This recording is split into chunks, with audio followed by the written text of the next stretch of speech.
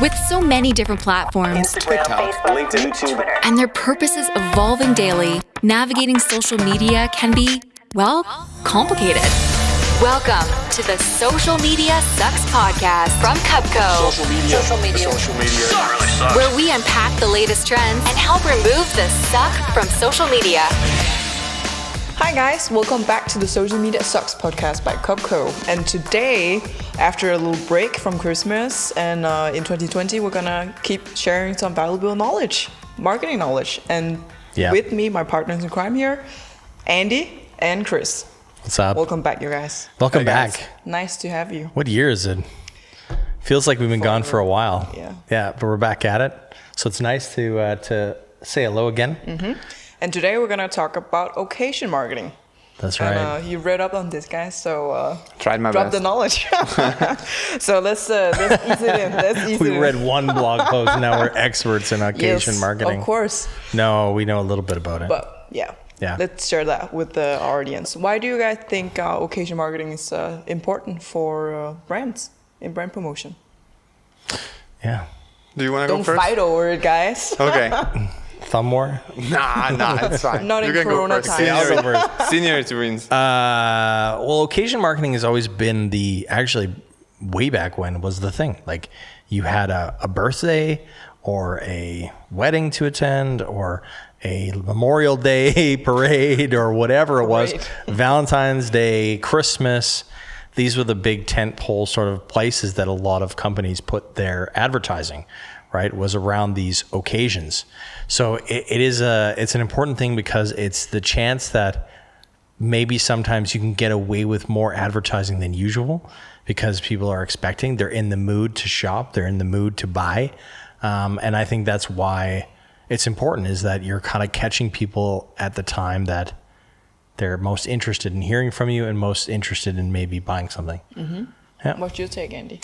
I think the great thing about occasion marketing and why it's also important for brands is because I think it connects the need and the offer in a very straightforward way. Mm-hmm. And mapping out different occasions can help brands to understand not only social context, but also cultural context and therefore consumer motivations to a even better extent. Definitely. So, and maybe it's less forced when you see these kind of advertisements. Yeah, exactly. Which also makes it more difficult, but I guess we're going to tap into that a bit later because like all of their competitors also want to. Yeah, everybody's doing it, right? So it's pretty saturated. But I think that we've seen more and more occasions pop up, right? So it's not just necessarily like Christmas, Thanksgiving, what's coming up, Valentine's Day. Yeah. It's not like the weather can also be an occasion to change your closet. Or yeah, that's true. I've seen some great campaigns about it. Yeah, that's a bit deeper level on occasion where we're actually going into what is going on now, and we can do that much more better with digital. Which was kind of cool. Actually, I'm reminded of a really cool case that I heard about, which I don't know if it's urban myth or legend, and someone please let me know in the comments if this is an urban myth. But I heard that Volvo back in the day used to time their print advertising around, like print in newspapers, after large car accidents made the front page. What? Whoa. This is what I heard, okay? Someone has to comment if this is just, if this is fake news, or urban legend. But I used to hear because obviously like when you see a big car accident on the front page of a newspaper, you're more like in the occasion of, or like that's an occasion to maybe look at how safe is your car and look at what's the safest brand in the world, Volvo. So I heard that they used to do this, and I don't know if it's true, but that's quite interesting. So in terms of agile marketing, it's probably the most agile way back in the day of traditional that I've ever heard of. It's kind of cruel and brilliant at the same time. It's like I can't really decide if I'm like loving this idea or it's just like okay, this is. It's a bit evil genius, I gotta say, kinda. but that's kind of interesting. Yeah. How do you let's tap into that? How do you see brands leverage all these kind of occasions? Yeah, how do they leverage it? I mean, I think that you have to have a plan of where do you fit in naturally. I think that if you're like I think that they do. I think it's weird. Like speaking of car brands, when car brands do like Christmas ads, like get a car for Christmas, it seems a little like who's buying cars for Christmas? But I think that or Valentine's Day, like so they need to pick their sort of their moments. I think a bit better. But I don't know. The data would tell whether or not they sell more cars on a Christmas. Maybe they do. But I think that how they can tap in is just like literally have their year mapped out. And then I think there's also a lot of social media official days like, Pancake Day and Donut Day and all that kind of stuff, or Cat Day or Dog Day that you can kind of also do some stuff around. Yeah. I completely agree with that. I think it's just like, mapping out what is ahead and then figuring out your positioning for the year, or just depending on your brand positioning, figuring out which occasions will fit you. And I think one interesting thing is, like, as I mentioned earlier, like all of your competitors are going to go for the occasions that you are going for, because those are like the most suited for your category or industry or vertical. And I think one interesting thing to think about is like, okay, how can we go beyond, or how can we tap into a white space, or how can we go about it in a different way? Like we know that everybody is going to, target Christmas, or everyone is going to go crazy about Black Friday. And for example, I think it's a great thing to see that like a lot of brands, especially the ones who are more connected to sustainability, they were like, fuck Black Friday, we are gonna, not do it. Yeah. And that's how they, in the beginning, created buzz. Like there was like a lot of news and a lot of exposure around like brands not doing Black Friday. And nowadays it's becoming more and more popular, and it's becoming a thing that got adapted by premium brands, because they're just like, we are premium, we are like the top. If you want to buy our brand, you're going to buy it anyways. Why would we give it way cheaper? Yeah. So you can use it to your advantage. Yeah. Like to not do it actually could also give you. Yeah, there's a countercultural like approach. Yeah. And there's all like which is on the far end of the spectrum. And then there's actually like going full in on the other end of the spectrum. If we talk about like Christmas is a good example. It's like people share Christmas ads. Yeah. Like it's actually a thing to like have a great Christmas ad. And I think that's only been the last maybe 10 years that I've really seen like brands go all in on their Christmas ad and be like, okay, we're going to go the other way and have the best Christmas ad. Instead of being anti or sort of against the culture, we're going to go lean full on into it and have the best one. Yeah. So I think that's quite interesting. I you can do both ways. And although Black Friday, you can be like, we're going to have the best Black Friday ad ever. Yeah. It doesn't have to be countercultural. I think the Christmas thing is great that you mentioned, Chris, because like one thing I've seen, the only time for me when I watch TV is actually Christmas, when I go and visit my family, and then my mom is like big into TV still. So I watched some TV, and actually an ad that really stood out for me was actually Coca-Cola's, because they just bought the ad spot, and it was like nothing there, just like a Coca-Cola branded message on the screen with like no music, nothing. We just gave you and then the text was saying, we just gave you 30 seconds to spend with your family and friends. Think about talking to them. Smart. Instead of like just like being brainwashed by the TV. Yes. Because a lot of people, of course, are still, just like sitting in front of the TV, the whole family, and That's quite brilliant. Yeah. They it don't makes really you think. Yeah. You've seen it, you spend the time seeing it, but it's. And I think that's another great way of like, what your competitors are also going to go for. What everybody else is also going to go for, and like, how can you stand out? How can you be different? Yeah. The occasion one definitely gives you a jumping off point. Yes. Because you have like so many things that you're going to play into or know about. You're going to know about the universe you're playing into, the occasion, the date. Like you're going to have an idea of what the budget's going to be, because it's just we've ran so many campaigns that have been throughout time on these occasions that you kind of have an understanding of how many you're going to reach and what you're going to do. So it gives you a lot right out the gate. So speaking of what would you guys think would be the best KPIs to measure campaign success when a brand go into occasion marketing? I can go first about it. in general, I would recommend using the same exact KPIs, just based on, what kind of campaign are you running? Like, are you trying to, sell more products? Are you driving traffic? Like that? I mean, when you leverage occasion marketing. Sometimes it doesn't have to. or- Like Coca-Cola, obviously, is. Yeah. It's more of a branding, like giving back to the community thing. And I think there's room for all of that. There's, room for doing just straight up your purpose. Yeah. Or there's stuff that's just straight up for sales. It really depends on what you want to do. And it varies. Like brands will do, 1 year they'll do sales related stuff, and 1 year they'll do purpose driven stuff, or just a nice ad campaign. I mean, it's like Super Bowl is another good sort of occasion based thing. And you see all sorts of stuff. You see stuff that's more like, sign up for this, or you also see stuff that's more like just what the heck did we just watch? That was crazy, right? So I think it all depends on what the brand wants to do that particular year and that particular occasion. So Yeah. And I think, if you want to add like an extra layer on top, then I would recommend maybe running, or like not running, but like activating a social listening campaign tracking tool, and then seeing if your campaign is successful in terms of creating extra buzz, or can help you to successfully increase your share of voice or the sentiment around your brand, whatever. Basically, it's basically back to the point that like use KPIs based on your campaign goals and objectives. Yeah. I think a lot of campaigns though just want attention. Like that seems to be the sort of main thing that we see nowadays, is that people just want it. Like for example, IKEA with the Bernie chair. Did you know that they did not do that? They did eventually. Yes, I know, So but the like story behind this, and I gotta like warn, I don't think it was the best move. Okay, so here's the thing.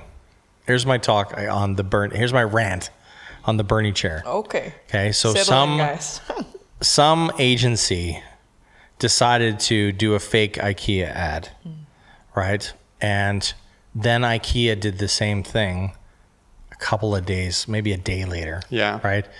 And it was Ogilvy Grease that I eventually did it, which is good. Fine. I have a little bit of a qualm with that small agency that's decided to do this, because they're making themselves the hero. The agency is then saying, hey, look at us, we made this ad. Whereas it's like, you, as a small agency, you do not have that brand. You haven't built a relationship with that brand. You haven't done all the legwork that you have to actually get a brand to trust you to do this kind of work. All you've done is hack the system for your own personal gain. Okay, and it has nothing to do with it has more to do with them as an agency than it does with IKEA. And I think that's a problem. I completely agree with that, but I think it's a great branding move from the agency, because they are like perfectly featuring like their skills in terms of like hacking culture. Yeah, but I think that's just what they wanted to do. But that's easy. Okay, so here's the thing. It is extremely easy to take something that's trending and relevant and twist it towards the brand.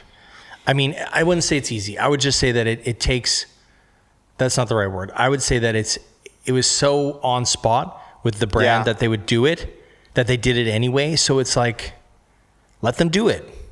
What they did, in my opinion, was sort of like put themselves in front of the line. Yeah. And as an agency, we are here to serve our clients, not the other way around. And that's where I think I would caution an agency that does that kind of stuff, because they're not servicing the client first. Yeah, they're like we've had themselves. tons of crazy ideas here for the brands that we're doing stuff that's for, true. or brands that we're not working for. We don't go post that shit. Instead, we go and talk to that brand and say, hey, we came up with this. Do you want to take ownership of this? They didn't do that. They decided. Consent. Yeah, it's consent. Exactly. You're messing with someone's brand that they spend billions of dollars a year on. And you don't have the right as that creative agency to touch that at all. It's a no-go. I would literally tell them to fuck off. I would literally send them a letter from our lawyers and say, don't ever do this again. We've spent countless years, energy, time. We've got a whole team of people here. We've got agencies working for us. Please don't do that ever again. It's not within your rights. head of brand Chris was speaking. Seriously. Absolutely. No, I mean, like, I and agree. it's not throwing shade towards them. Like I've had the same idea several times. Like, oh, we should put this out. Like, we'll get a tent. But then the intent. What is the intent of what you're doing? The intent is that you want to puff yourself up and look at the creative idea that we came up with. You are here to service the brand. That is your job. And if you decide to go around that for your own selfish reasons, you don't belong in this industry. I agree. Straight up. I'm sorry. If you have a great idea, go put in the legwork. Go make those connections with that brand, or go straight up to them and say, we got this great idea. Let's show it to you. And if they pay attention to you, great. If they don't, try again. But don't just put it out there. Let's bring it back. Let's bring it back, guys. He's going to disagree with me. No, I mean, it's just the sentiment and like, you know, the rogueness that's like resonating with me. But like, I mean, like my logical part of my brain is like, yeah, Chris is right. But my emotional part of my brain is like, they still did it. I know, but that's the thing. Like, no, I mean, like, I agree and I disagree, but that's fine. I know why they did it. I know I don't disagree necessarily. I've had similar thoughts about it. Yeah. And I just think that it was the way that it was also put out on famous brands, like the Facebook page, to make it, instead of like owning up, hey, we did this funny like parody ad, they did it as like this was a real thing. Because obviously you need that to get traction. If it was just a parody, it probably wouldn't have gone as far as it went. Yeah. And it's disingenuous. It's disingenuous, and it is messing with someone else's brand. Yeah. Fully. I mean, I know that this is very off topic now, but like, but I think like the reason why it's not like really messing with someone's brand is because like the topic and like the occasion was so light. It was almost meaningless. Do you think IKEA? Okay. Like, you have a very politically charged states right now. You have half of the people, roughly, that are like not hardcore Republicans, but Republicans, and you have some that are Democrats. IKEA somewhat siding on having a fake spokesperson, and it is messing with them. It's putting them into a political conversation, into a political occasion, without any regard for them as a brand. I do not think, full stop. If IKEA is listening, or if this company that did that is listening, you guys fucked up. I would have sued your ass. But it's not okay. Okay, so like, have you seen any conversation in terms of like politics going on around the Bernie meme? No, but they didn't know that would happen. They didn't know that if there would be or would not be. They just, how can they tell? Like, because when it came out, it was already like a funny meme already. So like that's why I mean like it was so light.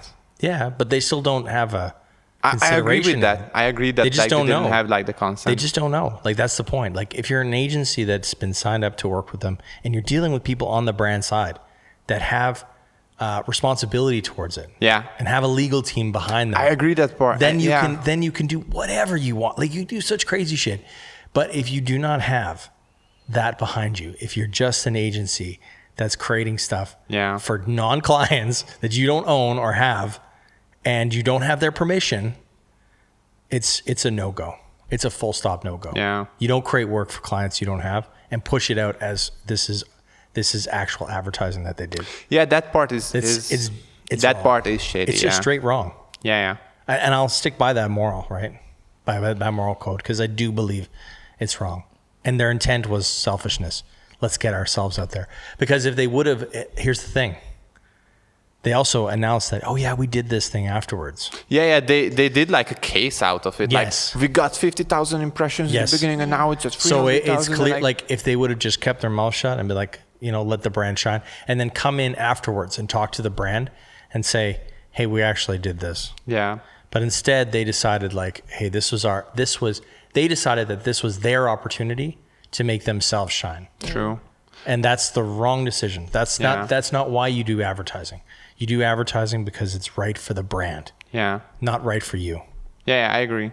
And probably like if it would have been like me or my agency doing this, I would have been like somewhat worried, but still like I wouldn't have like made like a case study out of it. I would have like let the brand to discover that it was me and come to me if they want to or anything. And in the meanwhile, I would have just hoped that like it's not going to affect my credibility or like, you know, my credentials towards other clients negatively. Like, because it's also like, if you can do this to IKEA, like what the fuck are you doing for our brand? Yeah. It's like Guinness had the same problem like years ago. They had a YouTube video that went viral that was, I don't know if anybody saw it, but it was like, it implied that two guys were having sex with a girl, right? Because you saw like, I haven't seen it. You saw this Guinness bottle or Budweiser bottle. I don't know if it was Guinness. I think it was Guinness. And like, all you see is like, you hear this music, like sort of club music. And then you just see this like bottle, like sort of moving. Like you don't see what's under. Yeah, okay. And then you start to slowly zoom out, and it's clearly a girl's back. And then it's like, one guy grabs a bottle, takes a drink, it's on her back, and then another. The next guy from the other side takes a bottle, and then it's like, What? it's really, it's done in the age of where. Like sex was used to sell products. Yeah, and it's not a Guinness ad. It's some motherfucker that made this, that Really? decided, yes, okay. that decided to put this out as a piece of content on the web. And Guinness had to say, listen, we don't stand for this. This is not us. Yeah. Like, this is clearly like, this Yeah. is off the mark. This is not So what we're messing about. with the reputation. Yeah, it's messing with the reputation because then True. some people think, oh, that's an awesome ad. And then some people who were Guinness fans at the first part said, this is crass. This is too far. I'm never drinking Guinness again. And that's, you don't mess with the brand like this. This is not, it's billions of dollars that you're talking about here. Billions. Like literally with an IPO, or not an IPO, with a stock, you could lose millions in a day. Millions. We're talking about real money. People's lives at stake. People's livelihoods. Yeah. Like if their stock would have gone down and then they couldn't bring it back up, or sales would have went down, they got to fire people in the fucking warehouse. Like, or at the brand, or wherever. Okay. Sorry, I just don't. No. So You expanded my perspective, and But let's bring it. We went way off tangent, guys. No, we can relate this to occasions marketing. I mean, what are the crucial considerations for, let's say, agency and brand when they decide to jump on any occasion? I mean, you bring a lot of points up now. Like you have to consider what's right for the brand, what's the occasion. You have to have the right match, right? So what should brands and agencies consider before just jumping in on any occasion because it's there? I think the bar is lower now. I think you can jump on a lot of stuff, but I think that what you could consider is how saturated is that event already or that occasion? Do you think you can actually make a mark in that space? Does it make sense for your brand to be there? I think that there's a lot of occasions that are missed that a lot of brands don't think about as well, that they don't see the potential for their brand to be in that.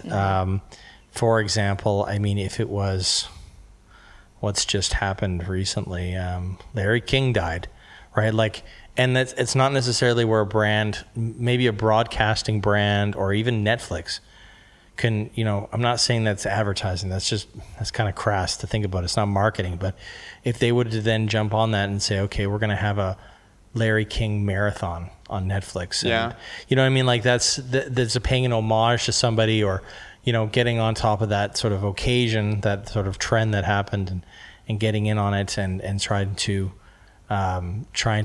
position your brand in that. But just like one similar occasion is actually like now that you just brought up death, like no, but like it was like the 1 year anniversary of like Kobe's right. Incident, and then Already? He died. Oh my God. Incident sounds like he broke his leg or had a the helicopter accident. Yes. And basically it was very interesting for me to see that like ESPN is now, and also like a lot of sports channels are replaying his last game.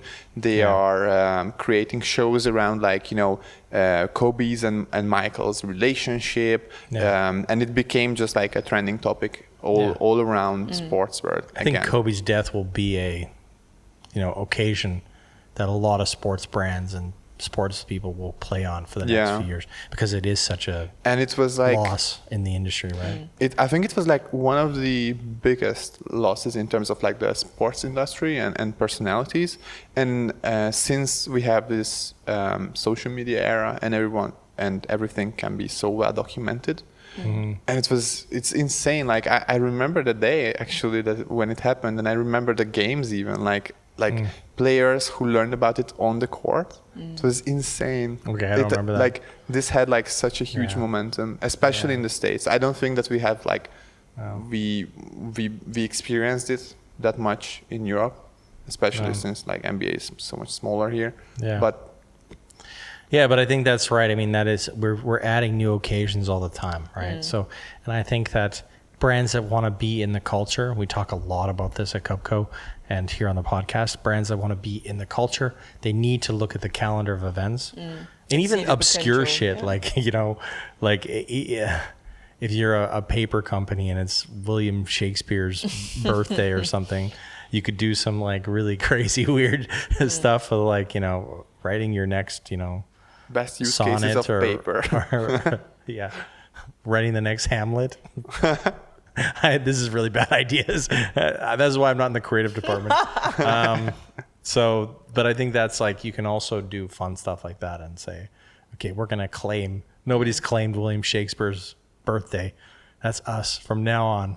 William Shakespeare's birthday. So just thinking out of the box. Yeah, and I think it's again, it comes down to like, you know, are you a brand that wants to make statements? Do you want to stand with something? Like, it's a really twisted idea, but like, you know, what if I'm Coca-Cola or another soft drink company and I want to do something about, you know, advertising around the risk of diabetes or something like that, you know?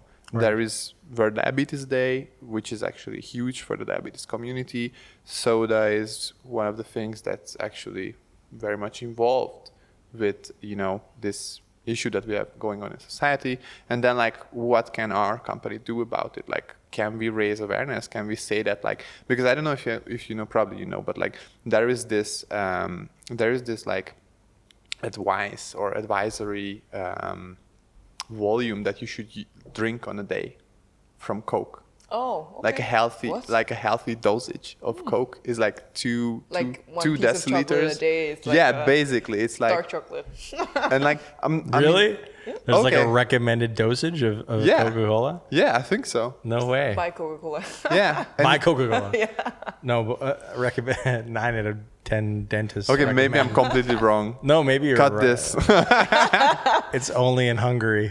Maybe, I don't know. They've tricked the authorities in Hungary. Maybe some of the audience can confirm or No, please cut it.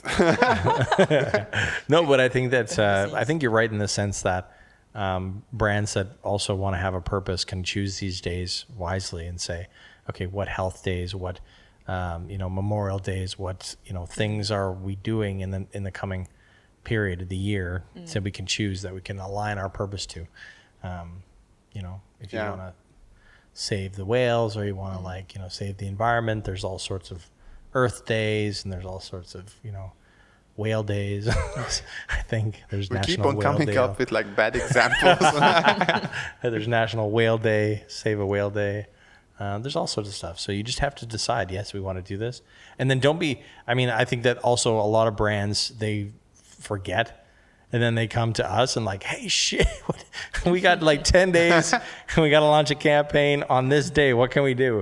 And it's like, oh God, scramble. So I think that you just have to also be a little bit like, forward thinking and think, okay, what's coming? Jump on it. Let's get on it now so that it doesn't suck. Yeah. And let's try to do something. We also have examples of those brands who actually plan out things like a year ahead. And they already know about all the awareness days that they want to. Yeah. Basically, I mean, like, those brands I really love working with because they are the ones that like are really coming to the game well prepared and can perform really well as well. Yeah, and it's also occasions have come so global now. Like Singles Day is hitting Denmark now, which is like Black Friday and Halloween. In China, right? Yeah. Well, why are we In like China. our resident Chinese expert? Tell us. Racist, no. No, she's part Chinese. I don't know what I can. I'm full Chinese. A full Chinese. You were born here though. No. No. You were born in she China? was not. Yeah, of course. I moved here in 2002.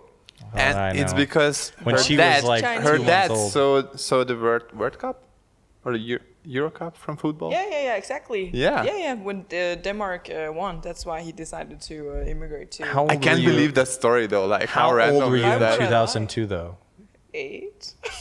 Can you remember China? Yeah, of course. Oh, that's awesome. Yeah. You also go back there yearly, right? Yes. Not COVID year, obviously, and not this year. Okay, so Unfortunately. But can we agree that otherwise- it was not wrong of me to ask? She No, did. it's fine. I She just did. can't- She actually I'm went just- back to Wuhan I'm just about a- Jan, Feb. She was back in Just Wuhan, a and then she bad was back Chinese, here, you and know? Yeah. she's responsible for half of Europeans. Don't spread these rumors. You don't know who this goes out to. We might drop viewers. yeah. Cut it. Patient zero. My fault. This episode should be full of cuts. No. It's gonna be 5 minutes of useful stuff. I'm surprised I didn't know that. I'm so sorry, but she How is. would you? How would you? So she is our Chinese Yes. expert. I can confirm stuff. Yes, good, perfect. But I think it came from China, actually. Yeah. Actually, I just talked to a colleague today where he said actually you could do some serious targeting when you, for instance, with Singles Day or people Yes. getting engaged or whatever. Yeah. That you can actually pull those stats from information from Facebook when you do Yeah. targeting. So it's like more like Yeah, but it's- creating occasional yeah. segmentation. But Actually. like Facebook is the That's best insane, yeah. in terms of like segmenting based on Yeah. occasions, and you can do it even like just based on like daily occasions Yeah. or weekly occasions. Like Definitely. when is everybody going for lunch? You know, like a lot of restaurants can target lunchtime with their ads, or you know, a lot of soda companies would differentiate their ads based on like, okay, is this in the morning? Because then maybe, you know, I would advertise something that's more like an orange juice for you. In the afternoon, maybe I would advertise a soft drink, something that's nice after lunch. Yeah, these daily sort of occasions. Later on in the afternoon, when you need a little extra energy, if I'm Monster, I would come in with my ads, or if I'm Red Bull, I would come in with my ads. Like, hey, don't you want some extra energy, man? Yes. Don't you want to, like, you know, excel in your career? You need your dose of Coca-Cola. Yeah, basically. Yeah, sure, but it adds a whole nother layer to it. The healthy recommended dose of Red Bull Recommended. is 0. no. What are you talking about? Red Bull's the best. I mean, Cult is the best. I mean, Okay. we're gonna I cut. told you it's gonna be full of cuts. We have to like. This is not sponsored by. This is not sponsored. This is not sponsored by Cold Coca-Cola or Monster, naming like Lego. rules. Like, Yeah, sorry. No, but it's smart. It's a good way. It's another layer to occasions marketing, right? Like, Yeah. Obviously, the occasions there is almost a given if you want to tap into that. But Yeah. you can also consider all these other aspects when you segment and target people. Yeah, I think it's a good way to segment. I think Lego is also like a really cool brand that's Any doing a immediate lot thoughts of. on how you, what other aspect you should say? What's good about this occasional segment contra, let's say, traditional segmentation? Traditionally, you would segment based on, I don't know, age or you know, Obvious, yeah, place demographics, of yeah. different demographics, which is switched up when it comes to, you know, occasion marketing, because it's a much more of a psychographic targeting that you use. So, you know, who would want to have an energy drink in the afternoon? It's either going to be like probably young kids who want to excel at their like sports training, or it's gonna be like people who are like maybe 25 to 40 and are really, you know, driven in their careers, need the extra energy to finish the day off, etc.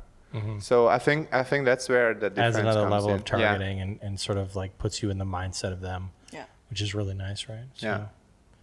Sort of like early or sort of like Volvo advertising 2.0. Yeah. Yeah, instead of waiting for a car accident, Yeah. you're creating you're creating a car accident. No, but it's just like what I also said in the beginning is like, in the beginning, like you have the, you know, social context. Yeah. Then you have like the cultural context, and then you have like the motivations. And I think when you segment based on occasions, you can segment based on all three. While in the beginning, you are at best know the social and cultural. Yeah, it adds a layer. Yeah. Yep. Great, guys. Cool.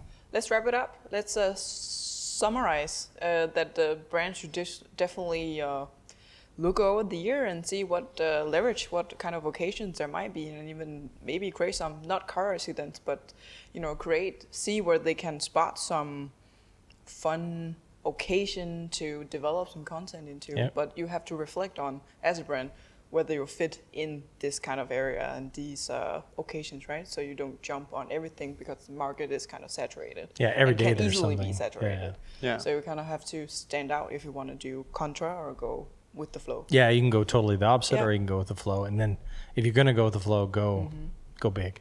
Yeah. And it's worth exploring occasion segmentation. In Facebook, Instagram.